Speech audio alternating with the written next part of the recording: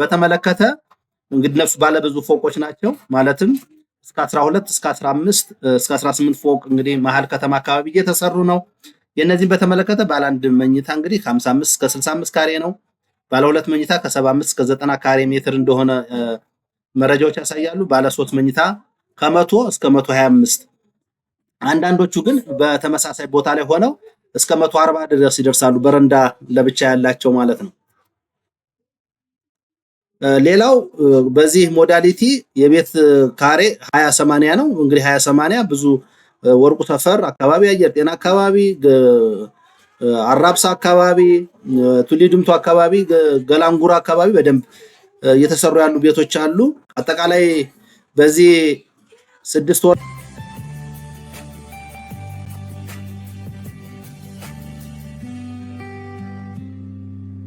ቻናላችን ቤተሰቦች እንግዲህ ዛሬ የፌደራል መንግስት ሰራተኞች አዋጅ ቁጥር 1353/2017 እና የቤቶች ልማት ኮርፖሬሽንን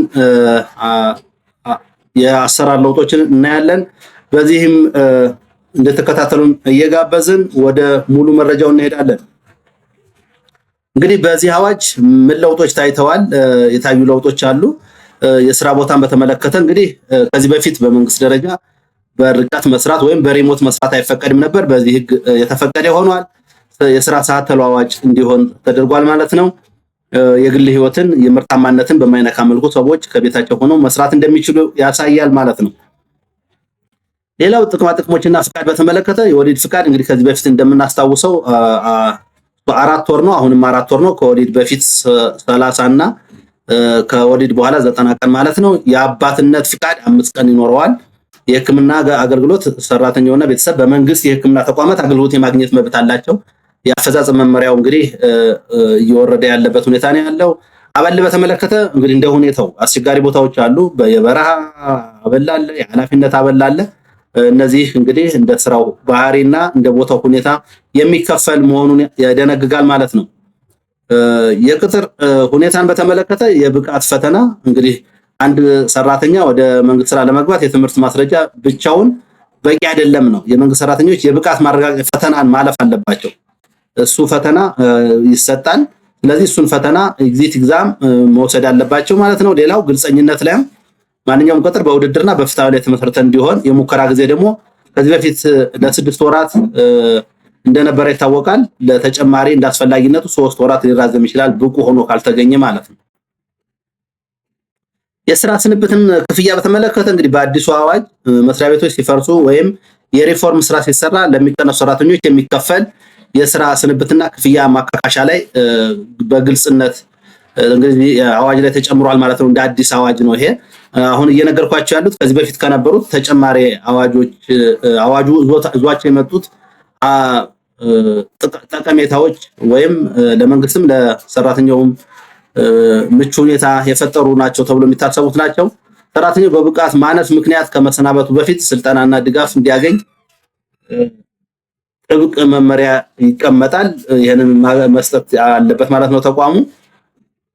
ሌላው ጾታዊ ትንኮሳና ጥቃትን በተመለከተ ጥብቅ ክልከላ ነው። በዚህ በአዲሱ አዋጅ በስራ ቦታ የሚፈጸም ጾታዊ ትንኮሳዎችንና ጥቃቶችን በዝርዝር በመለየት ከባድ የዲስፕሊን ጥፋት አድርጎ ነው እንግዲህ የሚፈርጀው። በዚህ አዋጅ ጥበቃ በተመለከተ ጥቆማ የሚያደርጉ ሰራተኞች ጥበቃ የሚደረግበት ስርዓት እንዲዘረጋ ያዝዛል። ችግር አጋጥመናል፣ ስጋት አለብን የሚሉ ሰዎች ሰራተኞች ጥበቃ ሊደረግላቸው እንደሚገባ አዋጁ በደንብ ደንግጓል ማለት ነው። ዲጂታላይዜሽን እና የሰው ኃይል መረጃን በተመለከተ አሁን በአዲስ እንግዲህ በአዲሱ አዋጅ መሰረት ማንኛውም የሰው ኃይል አስተዳደር፣ ቅጥር፣ ዝውውር፣ እድገት በዲጂታል ስርዓት HRIS እንዲመራ ግዴታ ሆኗል ማለት ነው። ከዚህ በፊት በማኑዋል ነበር የሚሰራ። አሁን በአዲሱ አዋጅ ከዲጂታል ውጪ ቅጥርና ዝውውር እንዲሁም እድገት አይከናወንም ነው የሚለው። የመንግስት ሰራተኛው መረጃ ማዕከላዊ በሆነ መልኩ የመረጃ ቋት ላይ ይቀመጣል የሚል ነው በአዋጁ። ደሞዝና ጥቅማ ጥቅም ማሻሻያ በተመለከተ እንግዲህ በአዲሱ አዋጅ መንግስት እንደ ሀገሪቱ ኢኮኖሚያዊ ሁኔታ በየጊዜው የደሞዝ ስኬል ማሻሻያ ጥናት እንዲያደርግና ተግባራዊ እንደሚያደርግም ስልጣን ተሰጥቶታል። አፈጻጸም ላይ የተመሰረተ ክፍያ ወይም ፔይ ፎር ፐርፎርማንስ የሚባል ከፍተኛ ውጤት ላመጡ ሰራተኞች ልዩ ማበረታቻ የሚሰጥበት መንገድ በዚህ በአዲሱ አዋጅ አዋጅ የወጣ ነው። እንግዲህ የአፈጻጸም መመሪያ እየተዘጋጀለት ያለ ስልጠና እየተሰጠበት ነው። በዚህ ዙሪያ ላይ በተቋማት አጠቃላይ ሲቪል ሰርቪስ እየሰጠ ነው።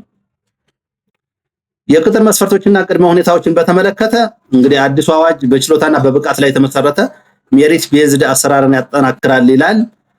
የብቃት ማረጋገጫ ኮምፒቴንሲ ሰርቲፊኬት ሰራተኛው ለመቀጠር ከትምህርት ማስረጃ በተጨማሪ ቅድም እንዳልኳችሁ የሙያ ብቃት መያዝ ግዴታ ነው ይላል። ክፍት ውድድር ሲኖር ማንኛውም ቅጥር በግልጽ በማስታወቂያ በፍትሃዊ ውድድር ፈተና ብቻ ይከናወናል ይላል። የወንጀል ሪከርድ ከባድ የሙስና ወይም የታማኝነት ጉድለት ያለባቸው ወንጀሎች ላይ ተሳትፎ የሌለበትም መሆን አለበት። የጤና ምርመራ ለስራው ብቁ መሆኑን የሚያረጋግጥ የሕክምና ምስክር ወረቀት። እነዚህ ከዚህ በፊትም የነበሩ ናቸው። በተግባር ግን አሁን እየሰማን ያለነው ደግሞ የብሔር ተዋጽኦ የሚል አዲስ አበባ ላይ የምንሰማቸው ነገሮች የምናያቸው ነገሮች አሉና እንዴት ነው ከአዋጁ ጋር ይሄዳሉ የሚለው ይሄ በእርግጥ የፌዴራሉ ነው። ፌዴራሉም አዲስ አበባም አሁን የብሔር አስተዋጽኦ 40 20 20 30 የሚሉት እንዳለ እንግዲህ አንዳንዴ አፈጻጸምና መመሪያ የሚለያዩበት ሁኔታ ያጋጥማል።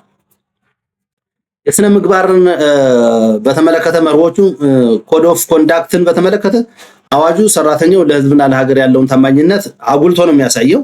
ገለልተኝነትን በተመለከተ ከሃይማኖት፣ ከፖለቲካ፣ ከጥቅም ግዴታ ገለልተኛ የሆነ መሆን አለበት ይላል።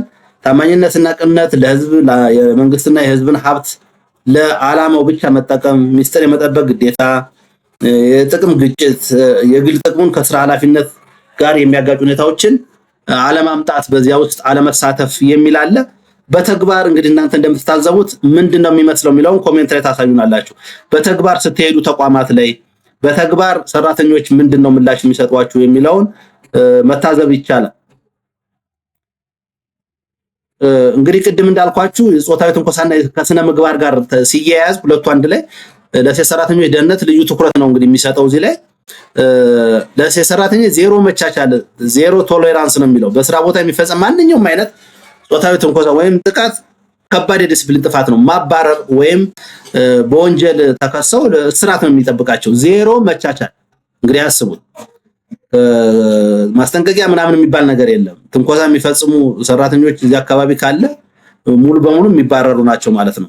ጥቆማ ማበረታታት፣ በአዲሱ አዋጅ ጥቆማ የሚሰጡ ሰዎች ይበረታታሉ። ጥቃት የደረሰባቸው ሰራተኞች ያለ ፍርሃት ቅሬታ ማቅረብ የሚችሉበትና ጥበቃ የሚደረግላቸው ስርዓት መኖሩ አዋጁ ላይ ይደነግጋል። ኃላፊነትም የመስሪያ ቤት ኃላፊዎች በስራ ቦታው ስነ ምግባር እንዲከበር የማድረግ ቀጥተኛ ተጠያቂነት አለባቸው ነው። አተገባበሩ ምን ይመስላል የሚለው ላይ ነው ጥያቄው። መመሪያው በጣም ቆንጆ ነው። ሌላው የስራ አፈጻጸምና ውጤታማነትን በተመለከተ በውጤት መለካት፣ ይሄ ብዙ ጊዜ አዋጅ ይወጣል፣ መመሪያ ይወጣል፣ አፈጻጸሙ ላይ ነው ከባድ። ሰራተኛው የሚመዘነው በሰራው ሰዓት ሳይሆን በአመጣው ውጤት ነው። ልክ ነው። እዚያ ላይ ተመስርቶ ነው። የማሻሻያ ዕቅድ ያስፈልገዋል። የስራ አፈጻጸሙ ዝቅተኛ የሆነ ሰራተኛ ዝም ብሎ ወዲያውኑ አይሰናበትም። ይልቁንም እንዲሻሻል ድጋፍና ስልጠና መስጠት ግዴታ ነው። አንድ ተቋም ተከታታይ ውድቀት ካጋጠመ ድጋፍ ተሰጥቶት ውጤት የማያሻሽል ሰራተኛ በአዲሱ አዋጅ መሰረት ከአገልግሎት እንዲሰናበት ያደርጋል ማለት ነው። ይሄ እንግዲህ ለተሞክሮ ካልሆነ የሚሰናበትበት ሂደት ማለት ነው። ሌላው እንግዲህ የቤቶችን ልማት በተመለከተ አዳዲስ መረጃዎች ይወጣሉ።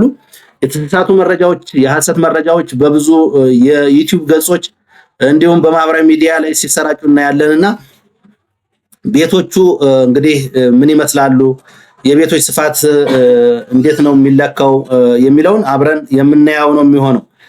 የቤቶችን ስፋት የሳይት ሁኔታ፣ የብዛታቸውን ያሉበትን ሁኔታ አጠቃላይ ከማየታችን በፊት ስለ ቤቶች አጠቃላይ መረጃ የተወሰኑትን ማየት ይገባናል ማለት ነው።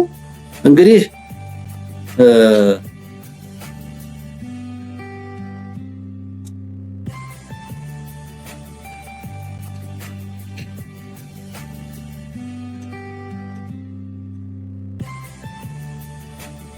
ምናልባት የቤቶችን እንግዲህ እንደ ቤቱ አይነት በካሬያቸው የሚለያዩ ናቸው። 40 በ60 እና 20 በ80 ፕሮግራሞች የቤቶች ስፋት ያው እንደሚለያይ ይታወቃል። 40 በ60 ለመካከለኛ ገቢ ነው። 20 በ80 ደግሞ ለዝቅተኛ ገቢ ላላቸው ነው። በአሁኑ ወቅት በብዛት እየተገነቡ ያሉት እነዚህ የቀድሞ 40 በ60 የሚባሉት የመካከለኛ ገቢ ማለት ነው። 40 በ60 ፕሮግራም እንግዲህ ባለ ብዙ ፎቆች ናቸው። እስከ 12 አሉ፣ እስከ 18ም ይሰራል የሚል ነገር አለ። እንደ አፓርታማ አይነት ወደ ካሳንቺስ አካባቢ እንግዲህ በአዲሱ የቤቶች ልማት በ2018 እንግዲህ በተያዘው እቅድ መሰረት ባለ አንድ መኝታ ከ55 እስከ 65 ካሬ ሜትር እንደሆኑ ባለ ሁለት መኝታ ከ75 እስከ 90 ካሬ ሜትር ስፋት እንዳላቸውና ባለ ሶስት መኝታ ደግሞ ከ100 እስከ 125 ካሬ ይሄ እስከ አንዳንድ ቦታ ላይ እስከ 40 ካሬ በረንዳን ጨምሮ እስከ 40 ካሬ እንደሚሆኑ እንግዲህ መረጃዎች ያሳያሉ ማለት ነው። ከዚህ ጋር በተያያዘ እንዲሁም ለ20/80 ቅድም እንደነገርኳችሁ እንደ ወርቁ ሰፈር፣ አየር ጤና ያሉ ብዙዎቹ እየተጠናቀቁ እንደሆነ ይነገራል። ስቱዲዮ በተመለከተ አሁን ከ25 እስከ 35 ካሬ ሜትር ነው። እንደ አካባቢው ይለያያል፣ እንደ ቦታው ይለያያል ማለት ነው። በጣም ከዚህ በፊት እንግዲህ ዝቅተኛው 27 28 አካባቢ ነበር። አሁን ደግሞ እስከ 25 ደርሷል ማለት ነው። ስቱዲዮ እንግዲህ ከ25 እስከ 35 ካሬ ነው። ባለ አንድ መኝታ ከ45 እስከ 55 ካሬ ነው። ባለ ሁለት መኝታ ከ65 እስከ 75 ነው። ባለ ሶስት መኝታ ከ75 እስከ 90 ካሬ ይሄ የባለ 20/80 ቤቶች ልማት ይሄንን ይመስላል ማለት ነው። የሳይቶች ዝርዝር ሁኔታ ምን ይመስላል የሚለውን ባገኘነው መረጃ መሰረት ከቤቶች ልማት በተገኙ መረጃዎችን እንግዲህ ቦሌ አራብሳ አንደኛው ትልቁ ሳይት ነው። ከዚህ በፊትም የነበረበት ነው። አሁንም እየተሰራ ያለ ነው። ይህ ሳይት እንግዲህ ሰፊ ነው። ተወሰኑ ብሎኮች ሙሉ በሙሉ ተጠናቀው ለዕጣ ዝግጁ የሆኑ እንዳሉ፣ ቀሪዎቹ ግን የመንገድና የፍሳሽ ስራዎች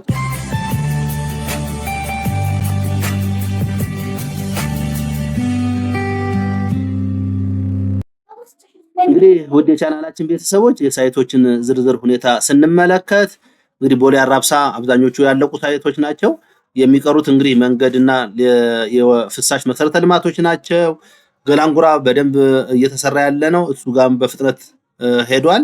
ወርቁ ሰፈር እንግዲህ በተለያዩ ሚዲያዎች እንደምታዩት ነው። በከፍተኛ ጥራት የሚሰሩ ግንባታዎች እንደሆኑ ተጠቅሷል። ቱሊ ድምቱ እነዚህ በመጠናቀቅ ላይ ያሉ ስራዎች ናቸው ማለት ነው። በእነዚህ ሳይቶች አብዛኞቹ እንግዲህ ወደ 80% አካባቢ እንደተጠናቀቁ እንግዲህ ቤቶች ልማት ኮርፖሬሽን የተገኘው መረጃ ያመለክታል ማለት ነው። መቼ ነው እጣ የሚወጣው የሚለውንም በዚያው አብረን የምናየው ይሆናል። እንግዲህ የእጣ ሁኔታ ምን ይመስላል እንግዲህ የሚለው አብዛኞቹ ሳይቶቹ መጋቢትና ሚያዝያ አጋማሽ አካባቢ እንደ እቅድ ተይዘው ይወጣሉ ተብሎ ይጠበቃል። አሁን ወራ እየደረስን ነው። በእነዚህ ጊዜያት እንግዲህ በእቅዳቸው መሰረት እጣዎች የሚወጡ ከሆነ ወደ 50,000 ቤቶች አካባቢ እንደደረሱ ነው የሚታየው። ቅድም እንደጠቀስኩላችሁ ቦሌ አራብሳ አብዛኞቹ እንደተሰሩ የመብራትና የውሃ ብቻ እንደሚቀሩ እንግዲህ መረጃዎቹ ያሳያሉ ማለት ነው። በዚህ መሰረት እጣዎቹ በቅርብ እንደሚወጡ ይጠበቃል። በእቅድ የተያዘው እንግዲህ በ6 ወርና በአመቱ መጨረሻ አካባቢ ማለትም በሚያዝያና ግንቦት አካባቢ ይወጣል። ምርጫ ከመካሄዱ በፊት እንደሚወጣ ነበር መረጃዎች የሚጠቅሱት። አሁን ላይ ግን መድረስ ስላልቻሉ መጋቢት አጋማሽ ወይም መጨረሻ አካባቢና ሚያዝያ አጋማሽ አካባቢ እንደሚወጡ ነው እንግዲህ ጊዜያዊ እቅድ ያላቸው ማለት ነው ቤቶች ልማት። በዚህ መሰረት የሚሳካ ይሆናል ወይስ አይሆንም የሚለውን እንግዲህ በሂደት የምናየው ይሆናል ማለት ነው።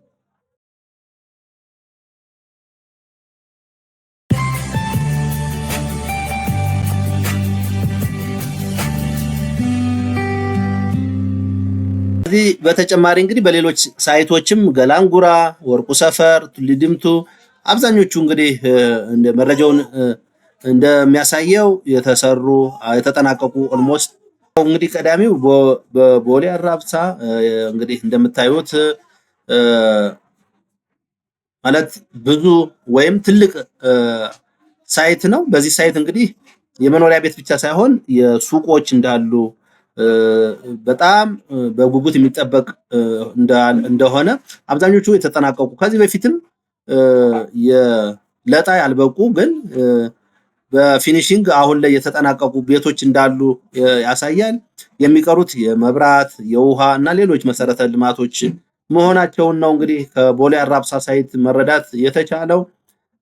ሌሎቹ ደግሞ እንደምታዩት ገላን ጉራና ቃሊቲ አካባቢም በተመሳሳይ የኢንዱስትሪ ሰራተኞች ለንግድ ቅድሚያ የሚሰጡ አካባቢዎች በመሆናቸው ግንባታቸው በጣም በጥራት እየተሰራ መሆኑን በአዲሱ ዲዛይን መሰረት እየተሰሩ በመሆናቸው እነዚህም ሳይቶች ኦልሬዲ እየተጠናቀቁ ያሉና ለእጣ እየደረሱ ያሉት ወርቁ ሰፈር አካባቢ፣ አየር ጤና አካባቢ ያሉትም የፊኒሽንግ ስራ ብቻ የሚቀራቸው መሆኑን ከዚሁ መረዳት ይቻላል። የፊኒሽንግ ስራ ሲሰራ ለእጣ ብቁ የሚሆኑበትን ሁኔታ እንደሚያመቻች ነው እንግዲህ ከቤቶች ልማት ኮርፖሬሽን ያገኘነው መረጃ የሚያመለክተው። ከዚህ በተጨማሪ እንግዲህ አጠቃላይ እንደምታውቁት በእቅድ የተያዙት 18 ሳይቶች ናቸውና እነዚህ 18 ሳይቶች ላይ ሁሉም ሳይቶች ላይ ተጀምሯል። የተጠናቀቁ ግን እስካሁን በይፋ የተጠናቀቁ የሉም ማለት ነው። አንደኛው ጥያቄ ኮሜንት ላይም እየጠየቃችሁን የነበረው ፓርቲሽን አለው የሚባል ነገር አለ። አንዳንዶች ደግሞ ፓርቲሽን አይሰራም መንግስት የሚል ጥያቄዎች ተጠይቀው ነበር። ሁለቱም ከዚህ በፊት እንግዲህ በተጀመሩት ላይ ፓርቲሽን እንደሚሰራ ነው መንግስት ያሳወቀው። የተወሰኑ ቤቱ በተለይ 40/60 ላይ ፓርቲሽን ላይሰራ እንደሚችል በቀጣይ ፍንጭ ሰጥቷል። ግን በእጣ ወቅት የምንገልጽ ይሆናል ሳይቶቹ ፓርቲሽን የተሰራላቸውና ያልተሰራላቸው በሚል።